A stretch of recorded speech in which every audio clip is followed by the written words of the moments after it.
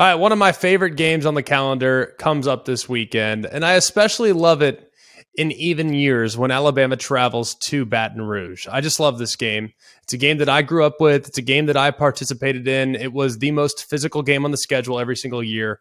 So it's one that I hold at a slightly higher regard than just about every other game. No disrespect to Auburn, the Iron Bowl, the Tennessee matchups, or some of the great games we had against other teams. Something about Alabama LSU, given the proximity when I was in school of Nick Saban having been the head coach at LSU to where the program has now inevitably gotten. It's been a while since Nick Saban coached in Baton Rouge. Well, when I was in school, it was like 3 years removed. So it was testy. It was electric. And especially when we went to their place, it was awesome. Just an amazing experience for me as a player. I'll never forget some of the bus rides in. Everything that you've probably heard about how they welcome visiting fans, it's probably even the slightest bit understated. All right. It's wild. And if you haven't been to a game in Baton Rouge, especially an Alabama game, strongly recommend you guys taking that trip at some point or another. It's phenomenal. But let's talk about this year's edition of Alabama LSU. LSU comes in playing their best football of the season. Brian Kelly's done an amazing job with this team. They've gotten a little bit better. And what's funny, if you watched them there in September, goodness, it felt like for a while there, we had 4 of their first 7 games. So we have seen the LSU Tigers. All right, we are very familiar with who LSU is, and we've had many visits with Brian Kelly, both in good times and in bad times. Well, if you look at them in the first couple weeks, a lot of self-inflicted mistakes, a lot. Dropped punts, unsound in special teams across the board, not really doing a great job in being balanced offensively.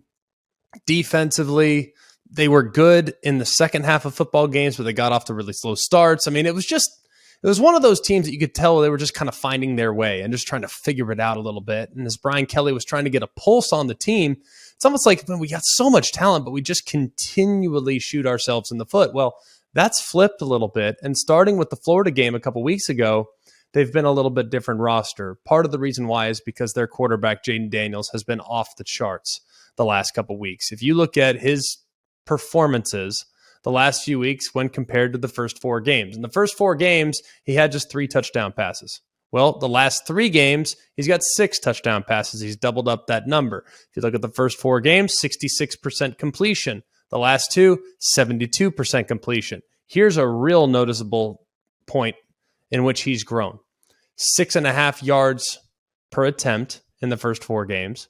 The last 3, 8.5 yards per attempt. So just on yards per attempt, they're getting chunk yardage because when he's scrambling, he's keeping his eyes downfield, and he's been a little bit more methodical pushing the ball down the field. Now, some of those numbers are a little bit inflated. Obviously had a big day throwing it against Tennessee, but that was because they were in throw it all over the yard mode, down big, especially in the second half of that football game. But if you look, too, at how he's complementing the pass game with his rushing, it's been a different animal as well. I mean, he's got 6 rushing touchdowns the last few games, so he's really starting to be decisive in the run game as well.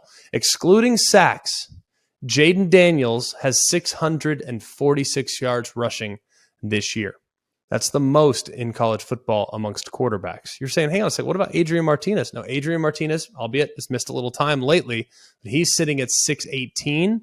John Rice Plumlee at UCF, he's sitting there at 596. Jaden Daniels leads at 646. Of course, that is rush yardage, excluding sacks. But you can't play quarterback by yourself, right? Supporting cast needs to come along, and that was kind of lacking there in the early going for LSU. But the receivers have come on, and Kayshon Boutte has looked much, much better these last few weeks. 11 catches for 97 yards in the first 4 games of the season.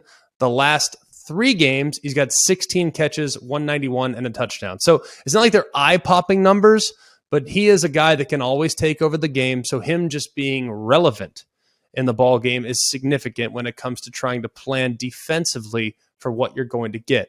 As far as what they're going to be up against, Will Anderson continues to be a terror off of the edge. Now, he only has 6 sacks. You're going to say, so only 6. Compared to the stat line that we forecasted for him coming into the season, the numbers aren't quite as significant. However, if you look at how he's affecting the quarterback and how often he's forcing quarterbacks to throw it early, he's got a 15% pressure rate, which is pretty dang solid. That's the highest rate among 57 SEC players to rush the quarterback at least 100 times this season. He also has 33 pressures. That leads all of college football. So even though the sack numbers aren't there, the impact on the game still very much is, and he's going to be going up against 2 true freshman tackles for LSU. Now, Emory Jones on the right-hand side, Will Campbell on the left-hand side. Will Campbell missed a game earlier this year against Tennessee, and his absence was very noticeable. But when those two have been in the lineup together, the offensive line, for the most part, has been very, very good. This, I think, is going to be very interesting because Tennessee and LSU are a little bit more similar than you might like to think from an offensive standpoint. The one difference being that Tennessee is going to be hyper-speed tempo. LSU wants to kind of grind you out. But their personnel is somewhat similar. Solid offensive line play, quarterback that is good throwing the ball and has improved throwing the ball, but can also keep you honest with his legs. Wide receiver core that at times can be elite. Tennessee's all the time. LSU's some of the time. And then an underappreciated rushing game with underappreciated running backs. I think these offenses, I know the tempo and the philosophy, very different. But as far as personnel and how you try to defend them, there are some similarities there. Alabama offensively, let's get to what they are as of right now. It's kind of interesting. This has been an offense that feels like they're really good, but then you watch them against, say, Mississippi State, and you watch them there in the first half against, say, Tennessee, and you're just kind of trying to figure out why is it that this group seems to stop and start. Well, there's one thing that we know they're going to be able to do really well. They're going to be able to run the football. That's been an area where I am so impressed with what Jahmyr Gibbs has done up to this point, most notably with how he runs the ball outside the tackles. I mean, right now, Jahmyr Gibbs has 507 yards outside the tackles. That's the 5th most in the FBS, while averaging over 8 yards per carry on those rushes.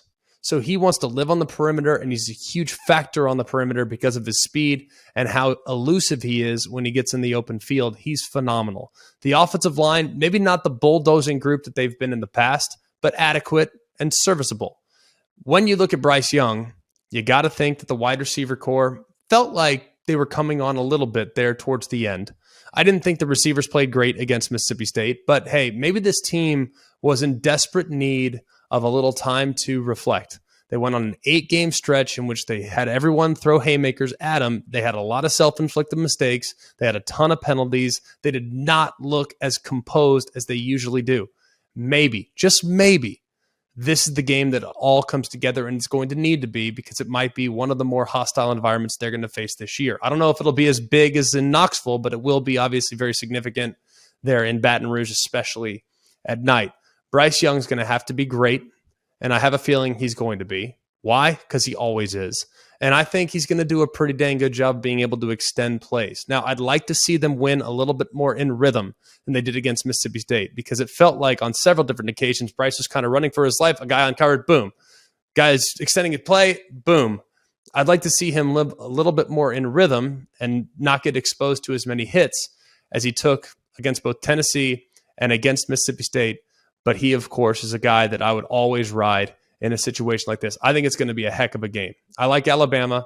I think the improvements for LSU the last couple weeks make this game extremely competitive. But ultimately, I think the Tide get it done to get back on the right track after a week in which they could look internally and focus on some of the things they came up short in the first 8 weeks of the season.